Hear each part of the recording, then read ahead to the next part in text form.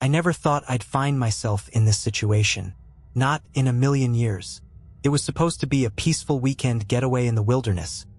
Just me, a few friends, and the great outdoors. The kind of trip everyone dreams about. You know, escaping the city, unplugging from the chaos, and reconnecting with nature. But what happened that night changed everything. It was a Friday afternoon when we arrived. The air smelled of pine and fresh earth as we unpacked our gear. My friends Jack, Sarah, and Mike were all excited. It was a perfect spot, nestled deep in a national park about 2 hours from the nearest town. We set up camp by a small, secluded lake, where the only sounds were the chirping of birds and the rustling of leaves. We built a fire, cracked open a few beers, and joked around, the evening settling in comfortably. But then, as the sky darkened and the temperature dropped, something felt off. It was subtle at first, a strange sense of unease that I couldn't shake. Maybe it was the isolation, the way the forest around us seemed so dense, like it was swallowing us whole. Or maybe it was just my imagination running wild after too many campfire ghost stories. But when the laughter died down and we sat around the fire, I realized something. The forest was dead silent. Not a single creature made a sound. Probably just a predator lurking, Jack had joked, though his voice was tinged with a hint of nervousness. That's when we heard it. A distant, sharp crack, like a branch snapping under pressure. It came from deep within the trees. It wasn't an animal. I knew that instinctively. It was too deliberate, too human. We all froze. Mike, ever the skeptic, laughed it off. It's probably just some other campers. Or maybe a bear. They do that sometimes. But I wasn't so sure. The sound came closer. Whatever it wasn't trying to hide. It was moving through the woods, getting closer to our camp with each passing minute. We could feel it, the oppressive, suffocating presence of something out there watching us. As I stared into the flickering firelight, I swore I saw something shift in the trees. A figure, tall, dark, standing just beyond the reach of the fire's glow. "Did you see that?" Sarah whispered, her voice trembling. I nodded, my heart racing. I saw it. The figure disappeared into the shadows before any of us could react. We sat in stunned silence for what felt like an eternity. My mind raced with possibilities, none of them comforting. Maybe it was someone just messing with us. But why would anyone be out here in the middle of the night? Alone? Before I could say anything, we heard it again. Another crack, closer this time. I stood up abruptly, the hairs on the back of my neck standing on end. "We need to check this out," I said, my voice shaking. Jack and Mike exchanged uneasy looks but followed me as I grabbed a flashlight. We made our way into the woods, the beams of our flashlights cutting through the darkness. The trees loomed overhead, blocking out most of the moonlight. Every little sound seemed amplified, the rustling of leaves, the crunch of twigs underfoot. "Why do I feel like we're being hunted?" Mike muttered. I didn't answer him. I didn't have an explanation, but I was starting to feel the weight of something malevolent pressing in on us. Something was out there, something that didn't belong. Then we saw it. At first, it was just a shape, a shadow in the distance. But as we approached, the flashlight revealed a strange figure in the middle of the clearing. It was a man, but not in the way you might think. His face was covered in dirt, his clothes ragged and torn. He was standing completely still, staring directly at us. His eyes were wide, unblinking, hollow. "What the hell?" Jack whispered, his voice barely audible. The man didn't move. He didn't speak. He just stared, his body unnaturally still, like he was waiting for something, waiting for us. That's when I felt it, the air around me growing colder. Something wasn't right. My instincts screamed at me to run, but I couldn't move. Something held me there, frozen, as the man took a single, slow step toward us. Then, without warning, he lunged. I barely had time to react. Everything went black. I don't know how long I was out. My mind was a blur, and when I finally came to, it felt like the world had shifted. The first thing I remember was the cold. The biting, relentless cold seeping through my clothes, into my bones. My head throbbed, and I struggled to sit up. The world around me was spinning, and I had no idea where I was. The last thing I remembered was the man lunging at us, but that felt like it had happened in another life. The disorienting fog in my head made everything hazy, but one thing was clear. Something was terribly wrong. I opened my eyes fully and tried to focus. I was lying on the damp forest floor, the leaves crunching under me as I slowly pushed myself up. My flashlight had rolled away, but in the pale light of the moon, I could make out the twisted shadows of the trees. My breath came in shallow gasps as I scanned my surroundings, but it felt like I was being watched. Where was everyone? I called out, my voice sounding small and weak. Jack? Mike? Sarah? There was no answer. Panic set in. I stumbled to my feet, every part of me screaming to get back to the camp, to find my friends, to make sure we were all okay. But as I staggered through the woods, I realized how eerily silent it was. No crickets, no animals rustling in the brush. Nothing. Just the echo of my own footsteps. Then I heard something. A distant crack of a branch, followed by soft footsteps behind me. Not animal footsteps. Human. Someone or something was trailing me. My heart pounded in my chest as I spun around, but there was nothing. No figure in the shadows. Just the trees. I wasn't alone. My head raced with possibilities. Was it the man from earlier? Had he followed us back? Or was there something else out here, something worse? I turned back toward the direction I hoped would lead me to camp and broke into a run. The forest seemed to close in around me, the trees pressing in like they were alive, watching. The ground was uneven, roots and rocks tripping me up as I stumbled forward, my breath ragged in my chest. Every now and then, I thought I saw movement in the corner of my vision. A flicker of a shadow, a glimpse of something tall and dark, but when I turned to look, it was gone. It was like a game of cat and mouse. The path seemed endless, and I couldn't shake the feeling that I was getting farther from safety, not closer. I needed to get back to the lake, to the fire, to the others, but the more I ran, the more disoriented I became. The trees all looked the same. I was lost. Suddenly, I tripped and fell hard onto the forest floor. I groaned, my hands scraping against the rough bark of a tree as I tried to push myself up. I wasn't sure what I was hearing. My heart was thundering in my chest, drowning out everything else. But when I finally stood up, I felt it again. The distinct sensation of being watched. Before I could react, I heard the unmistakable sound of footsteps. Quick, deliberate, approaching fast. I didn't wait. I bolted in the opposite direction, adrenaline surging through me. My feet pounded against the ground, and I was almost sure I could hear the man's footsteps behind me, getting closer. The sound of my breathing was the only thing louder than the thundering steps chasing me. Suddenly, a figure emerged from the darkness ahead. For a split second, I thought it was Mike or Jack. But then I realized this wasn't one of them. It was the same man, his face still obscured by dirt and grime, his clothes even more tattered than before. His eyes, those wide, empty eyes, locked onto mine with a malevolent intensity. He wasn't moving toward me. He was blocking my way. I had no choice. I turned, darting off the path, into the thick brush, pushing through the branches and underbrush as fast as I could. I could hear the man crashing through the trees behind me, the sound of his steps erratic, as if he was no longer trying to be stealthy. He was hunting me. I was the prey. I couldn't outrun him. That much was obvious. But I needed to survive. I needed to get back to the others, to warn them, to make sure they were okay. I pushed through the woods, branches scraping my skin, thorns catching at my clothes, but I didn't care. My only focus was the sound of the man's footsteps, now almost on top of me. The closer he got, the more I realized something terrifying. He wasn't running to catch me. He was running because he knew I was running from him. I stumbled out into a clearing, and there, ahead of me, I saw a figure standing motionless by a tree. My pulse spiked as I froze. It was another person, a woman this time. Her face was pale, her clothes dark and ragged, and she wasn't moving. She looked familiar. I had no time to figure it out. Without thinking, I bolted in the opposite direction, praying it wasn't a trap. I didn't dare look back.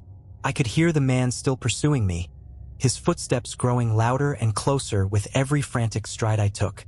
My breath came in short, ragged bursts, and the sting of the cold air made it harder to focus. The only thing I could think about was getting away, getting out of that damned forest. I pushed harder through the trees, my feet stumbling on the uneven ground.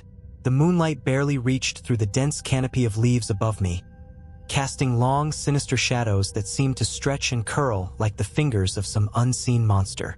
But just when I thought I was getting ahead, I heard the unmistakable sound again. The woman's voice. "Why are you running?" she asked, soft but piercing. I froze. It wasn't an angry voice or a pleading one. It was cold, detached, as if she wasn't concerned whether I ran or stood still. My body tensed, but I didn't dare turn to face her. I wasn't sure if she was trying to help or if she was another part of the trap, but one thing was certain. I couldn't afford to stop. "Please," I gasped, "stay away from me." But there was no answer. I didn't look back, but the sound of her voice lingered in the air, a faint whisper that seemed to be in my ears, in my head. "You're not alone." I shook my head, trying to block out her words. She didn't know what she was talking about. I couldn't be alone with him out there. I couldn't risk stopping to talk to some strange woman in the middle of nowhere.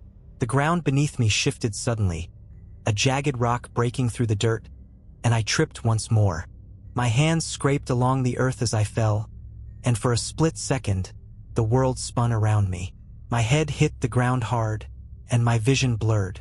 A figure loomed over me. I blinked, trying to clear my foggy mind, but the face above me wasn't the man. It wasn't even the woman. It was Jack. "Jack?" I whispered, confused and dazed. But it wasn't Jack. Not really. His face was too pale, his eyes empty and dark, as if something had hollowed him out from the inside. The same wild, unblinking stare I had seen earlier on that strange man. His lips twisted into a grin, but there was no warmth in it, just an unsettling, grotesque mockery of human emotion. I recoiled in terror, scrambling to get away from him, but the world felt like it was spinning. My legs gave out beneath me, and I collapsed onto the cold, damp ground. I could barely hear the sounds of footsteps anymore. It was as if the forest itself had swallowed everything. The only thing that remained was the cold, empty space where Jack's face had been. And then, I heard it again, the whisper, "You're not alone."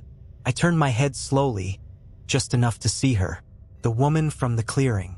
She was standing behind me now, just beyond the tree line, her face still shrouded in shadows. But her eyes were visible, and they glowed faintly in the dark, like they held the secrets of the woods. "He's close," she said, her voice low and deliberate, like a warning. I shuddered. The words didn't make sense, but I understood them all the same.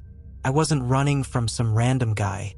This was something much bigger, something ancient, something that had been waiting. I didn't have time to think. I scrambled to my feet, my body moving on pure instinct, trying to put distance between me and whatever the hell was happening in these woods. But the woman's words followed me. "You can't run," she said softly, but it cut through the night like a knife. "You can't outrun what's already inside you." Couldn't stop. I wouldn't stop. But as I stumbled deeper into the woods, something strange began to happen. The trees seemed to close in, their branches tangling together like claws, blocking my path. I was trapped. The ground beneath me felt wrong, soft and uneven, as if I were sinking into it with every step. I turned back, desperation flooding me. The woman was gone, but I wasn't alone. I could hear it now, slow, steady footsteps behind me, deliberate and unhurried. I felt the first brush of cold fingers against my back. The man. He was right behind me. I ran faster. My legs burned, my vision blurred, but I kept running. The footsteps kept pace with mine, never speeding up, never getting closer, but always there. The sound of them, so close to my ear, drove me insane with fear. Then, a flash of movement. A figure darted through the trees ahead of me. I stopped dead in my tracks. It wasn't Jack. It wasn't Mike. It was a child. A little girl. She was barefoot, her hair wild and tangled, and she was looking straight at me. Her eyes were wide, unblinking, empty. She shouldn't have been there. I opened my mouth to speak, but the words caught in my throat. The girl didn't move. She just stared. Then she whispered, "He's coming." And in that moment I knew whatever this thing was, whatever it had done to us, it was only just beginning. Couldn't breathe. The world felt like it was shrinking, suffocating me. The little girl's wide, vacant eyes drilled into mine, and in the silence that followed her whisper, I could almost hear my pulse in my ears. He's coming. I should have run. I should have bolted. But something about her, standing there with her lifeless stare, made my body freeze. I couldn't move. My limbs felt like lead, heavy and unresponsive. She blinked once, twice. Then her lips parted again, but no words came out. She just smiled, though it wasn't a smile, not really. It was twisted, unnatural, and for a brief moment, I thought I could see something else behind those eyes. Something worse. Before I could process what was happening, she turned abruptly and disappeared into the darkness of the trees. One moment she was there, and the next she was gone. But that whisper, that chilling voice, lingered. I stood there, my feet rooted to the spot. Every muscle in my body screamed at me to run, but I couldn't. My instincts were battling my fear, and for the first time I didn't know which way to go. The woods were silent once more. The oppressive quiet pressed in on me like a weight, crushing my chest. I looked around, trying to find something, anything that could give me a sense of direction. I felt the weight of the night surrounding me, each shadow seeming to shift and move. And then I heard it, a single faint crack. It wasn't the girl. It wasn't the man. This was different. It was a sound too deliberate, too controlled, like something was walking toward me, step by step. My heart leapt into my throat, and I instinctively took a step back, only to find the ground beneath me too soft, like the earth was absorbing my every move. Then I saw it, a shape, moving just beyond the reach of my flashlight's beam. It wasn't human. It was taller, much taller, than any person I'd seen before. A dark silhouette, standing motionless, just like the figure I had seen earlier in the clearing. Its form was unnatural, stretching too far, like something out of a nightmare. Its outline flickered in and out of view, as if it didn't belong in the physical world at all. I didn't need to see its face. I could feel it. Its eyes, unseen but still present, pierced through me like a cold blade. The air around me dropped several degrees, and I felt like the temperature had plummeted into the abyss. The footsteps grew louder, heavier. It was coming for me. I turned on my heel and ran. My heart was racing, my mind clouded with panic, and my legs felt like they couldn't carry me fast enough. The forest seemed to close in tighter around me, its darkness swallowing everything in its path. The trees blurred as I stumbled, the weight of my fear making each step feel like it could be my last. I wasn't sure how long I had been running, but I felt it, the presence, always right behind me, gaining ground. I could hear the soft, steady thud of footsteps, as if whatever was following me didn't need to rush. It was toying with me, letting me get just close enough to the edge of survival before it would strike. I had to find my friends. I had to. But then I tripped again. This time I couldn't catch myself. I hit the ground hard, my face scraping against the cold dirt. I pushed myself up as quickly as I could, my head spinning from the impact. I wiped blood from my cheek, and that's when I saw it. A dark shape, just beyond my reach. I looked up, expecting the figure to be closer, but instead, there was a pair of glowing eyes staring down at me. They weren't human. They weren't even close. I scrambled backward, heart hammering in my chest, as the figure moved toward me. It was taller than before, its body growing more twisted with every step it took. I tried to scream, but the words wouldn't come. My throat was dry, my voice lost to the terror that gripped me. The thing moved into the pale light of the moon, and for the first time, I saw its full form. It wasn't a man at all. It wasn't even a creature in any sense I understood. It was something between worlds, a shadow, a distortion, a ripple in reality. Its limbs were long and unnaturally thin, its skin a mottled, grayish-black that seemed to pulse as if it were alive, breathing. Its body bent at impossible angles, twisting like a human form, except it wasn't human. It was something far worse.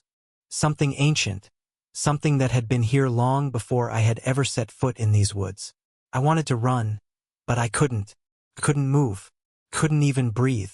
And then, through the haze of fear, I heard a voice again. Not the woman. Not the girl. This voice was deeper. Darker. You're too late. It was all I needed to hear. I didn't know how I found the strength, but I pushed myself to my feet, stumbling away as quickly as my legs would carry me. The thing in the woods, whatever it was gaining on me. Couldn't look back. I wouldn't look back. All I could do was run. I don't know how much time had passed, but I had lost track of everything. The world around me had become a blur of darkness and shadows, and I was running on pure instinct. My lungs were burning, my body exhausted from the panic-fueled sprint through the forest, but I couldn't stop. I had to get away. I had to survive. The creature, was still behind me. It wasn't moving like any animal or person I'd ever seen. It was like it existed in its own space, stepping in and out of the shadows, always there but never quite visible. Every time I thought I had gotten a little farther ahead, I could hear its footsteps, just behind me, matching my every movement. It was too fast, too relentless. I crashed through the underbrush, my legs scratching against the thorny vines that seemed to reach out and grab at me. Every branch I passed felt like a warning, like the forest itself was trying to hold me back. The wind picked up, howling through the trees, and for a split second, I thought I could hear someone whispering soft, unintelligible words carried on the breeze. I ignored it. I had no time for that. Then, through the trees ahead of me, I saw a flicker of light, the faint glow of the campfire. I could barely believe my eyes. For a moment, I thought it was a hallucination, just my mind breaking from the strain. But no, it was real. The camp was just ahead. I pushed forward, my legs shaking, my heartbeat deafening in my ears. The firelight grew brighter, and I could almost taste the safety of the campfire's warmth. But then, something stopped me cold. The air around me shifted, and I heard it again, the unmistakable sound of footsteps, but this time, they were coming from ahead. It wasn't the creature. It was something else. Someone else. I hesitated, trying to steady my breath, but the dread in my chest began to tighten. I couldn't turn around again. I couldn't risk it. But I couldn't just run into the camp without knowing who or what was waiting for me. I crouched down, hiding behind a thick tree trunk just outside the clearing, my breath ragged as I peered through the branches. I could make out the shape of someone standing by the fire, facing away from me. Their back was to me, but I could tell they were moving slowly, methodically, as if they were waiting for something. A chill crawled up my spine, and I recognized something in their posture. It was too still, too unnatural. The person turned, and my blood went cold. It wasn't Jack, Mike, or Sarah. It wasn't even a stranger. It was a mirror image of me. My own face, my own body, standing by the fire, staring straight ahead with those same cold, empty eyes. I felt my heart slam into my ribs as panic surged through me. No, this wasn't possible. This couldn't be happening. I was seeing things. I had to be hallucinating. But as my gaze locked on my doppelganger, I realized the truth. Whatever was happening here, it was something far worse than I could understand. The figure by the fire raised its hand slowly, and I flinched as its fingers curled into a claw, turned its head just slightly, as if it had noticed me watching. And then, in a voice that was unmistakably my own, it spoke. "You shouldn't have come here." The words sent a jolt of ice through my veins. The thing in the woods, the thing that had been chasing me, it wasn't just hunting me. It was hunting all of us. It had taken the form of my own body, my own face, and it was waiting for me to step into its trap. I wanted to scream. I wanted to turn and run in the opposite direction, but my body wouldn't obey. Every instinct told me I had to get away from this, away from it. But there was no escape. The figure by the fire took a slow step forward, its movements jerky and unnatural. It didn't seem like it was fully in this world, like it was a puppet with its strings pulled by something much darker. The air around it shimmered, flickering, and the firelight danced unnervingly, casting long shadows that didn't quite match its movements. It raised its other hand toward me, its fingers stretching unnaturally long, as if trying to draw me in. And then the ground beneath me gave way. I felt the earth crumble, my foot slipping as I lost my balance, and I tumbled forward into the clearing. I hit the ground hard, gasping, but when I looked up, I saw the figure standing directly in front of me. Too close, too close. Its grin widened, and I saw the darkness behind its eyes, the void that had taken everything. And then, everything went still. The creature, the doppelganger, the forest around me. It all paused, as if waiting for something. I thought it was over, but then, from the corner of my vision, I saw it. The movement I had feared, the real threat, the thing in the woods was finally closing in. And this time, it wasn't waiting for me to come to it. It was coming for me. The creature, the doppelganger, and the entire forest seemed to hold its breath. Time slowed, and for a moment, I was caught between two worlds. The nightmare I had been running from, and the horrible reality that was closing in on me. The figure of me, that twisted reflection, stared down at me, its grin spreading wider, its eyes darker. It was as though everything that had happened, all the terror, all the whispers, had led up to this one moment. I couldn't move, couldn't breathe. My body was frozen, paralyzed by fear, but I felt something else. A presence behind me, too real to ignore. The creature from the woods had finally reached me. It stepped into the clearing, its limbs stretching unnaturally as it loomed over me. It wasn't just a figure in the dark anymore. It was here. It was real. It was the thing that had been waiting for me since the moment we set foot in these woods. I could hear its breath, a low rasping sound, and I could feel the oppressive weight of its gaze, though I could never quite see its eyes. I glanced back at the doppelganger, still standing motionless, waiting for me to make the wrong move. The thing in front of me moved closer. I could feel its presence like a black cloud, suffocating everything around me.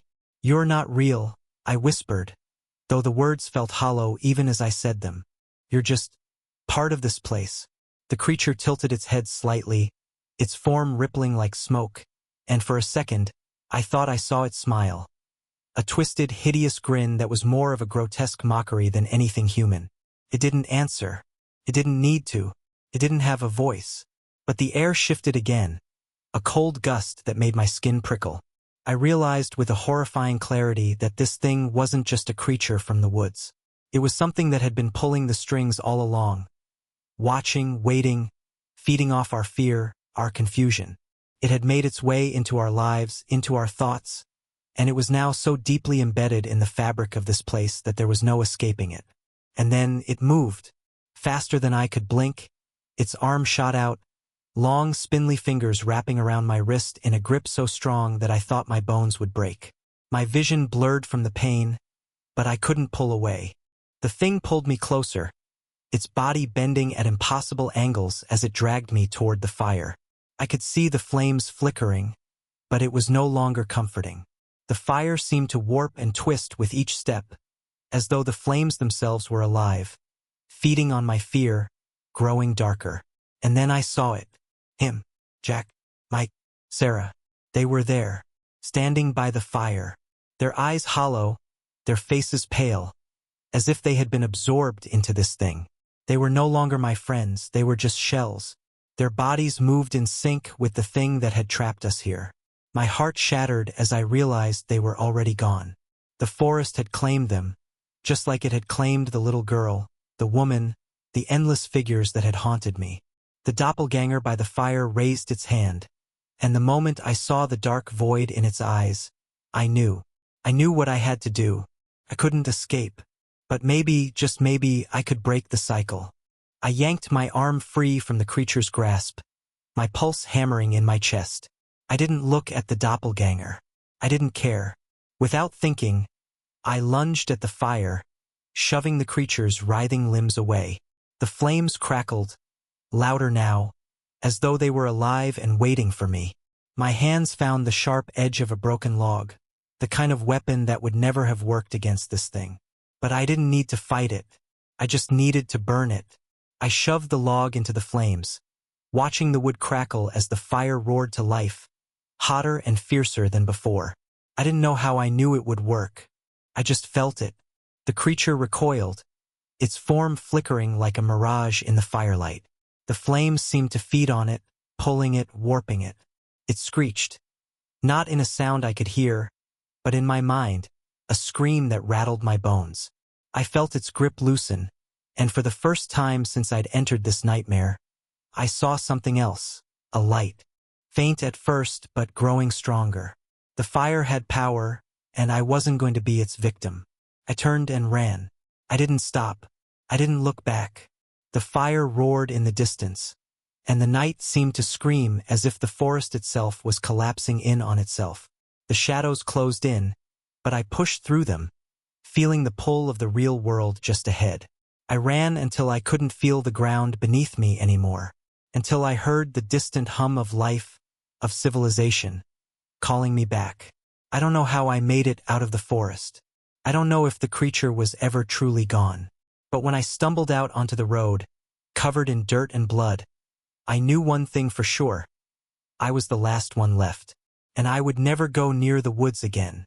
Not for anything, because the thing that had hunted us, it was still out there, watching, waiting, and it would never forget the ones it claimed.